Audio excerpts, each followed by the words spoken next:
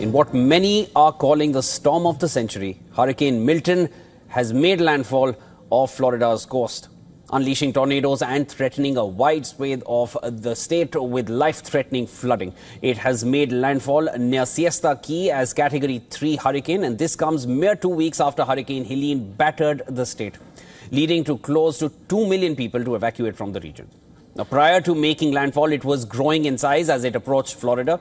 Milton slightly weakened to a Category 3 hurricane, the third highest level.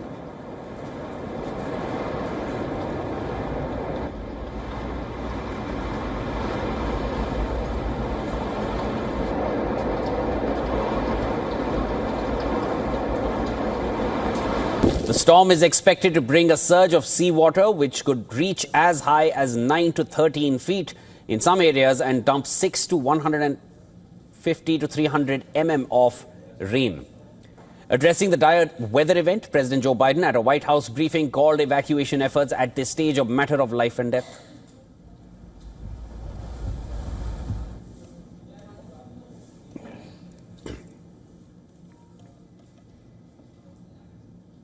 For more on this, our correspondent Susan Tehnani sends us the latest. She's in New York. This is the report she sent. Take a look.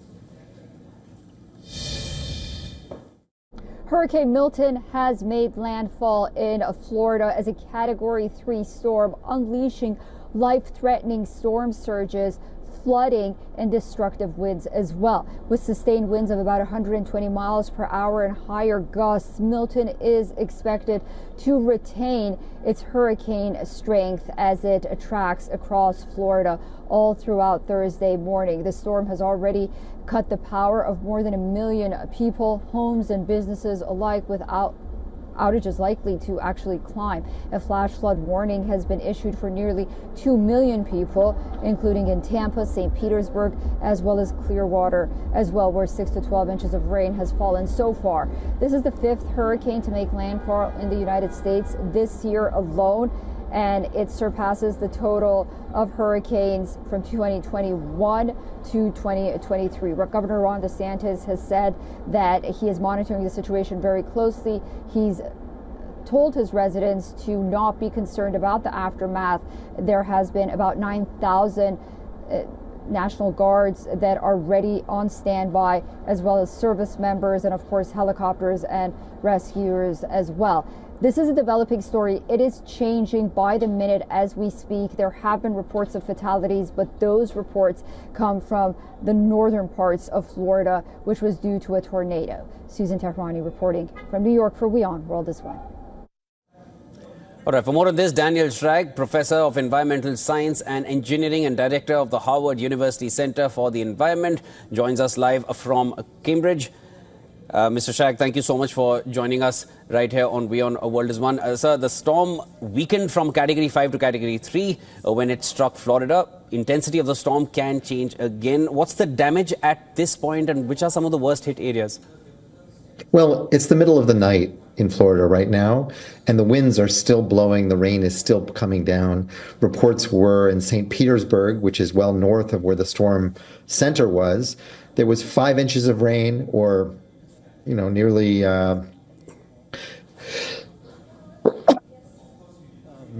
12 centimeters, over 12 centimeters of rain in 1 hour. That's an extraordinary amount of rainfall.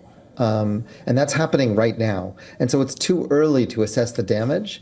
Tomorrow morning, when the sun comes up and the storm has passed over Florida into the Atlantic, that will be the time to assess the damage. Right now, this is an incredibly large storm and affecting a very large area of Florida. Sir, what are the preparations looking like at this point leading up to this? Well, Florida is not surprised by hurricanes.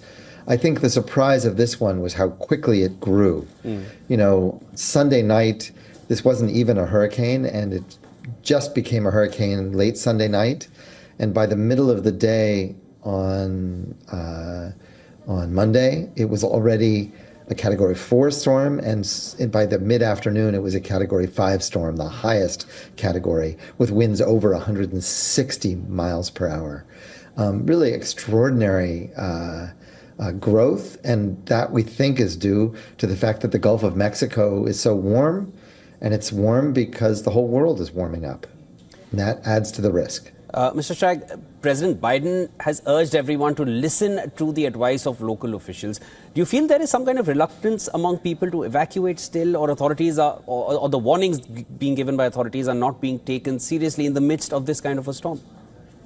Well, unfortunately, for a storm this big, and there was a lot of uncertainty about just how powerful the winds were going to be when it actually made landfall.